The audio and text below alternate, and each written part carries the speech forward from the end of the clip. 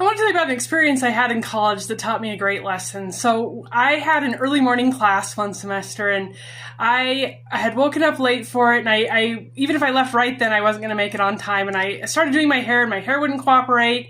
And pretty soon I realized I just needed to leave and get to class.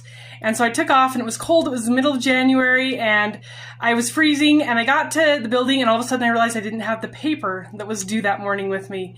And so I realized it was better to grab the paper than to not have it. So I turned back. I went home to my apartment. I got my paper. I started running across the parking lot of our apartment when suddenly I slipped and fell. And I cut my one hand, and I bruised up my knee and my one elbow pretty good.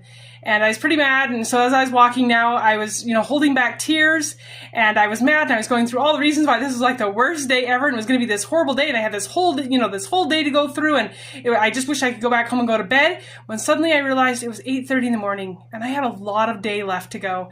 And it was going to be pretty miserable if I had to have a bad day the entire day. And so I stopped, and I composed myself. And I thought of a few things that I was grateful for. And then I saw another student coming toward me, and I smiled at them, and I said, "I hope you have a great day today." And then, my day got better too. And that was probably one of the first times I learned I have control over my attitude, and I have control over, kind of how things are going to go with my day. And so anyway, that was a great learning moment for me.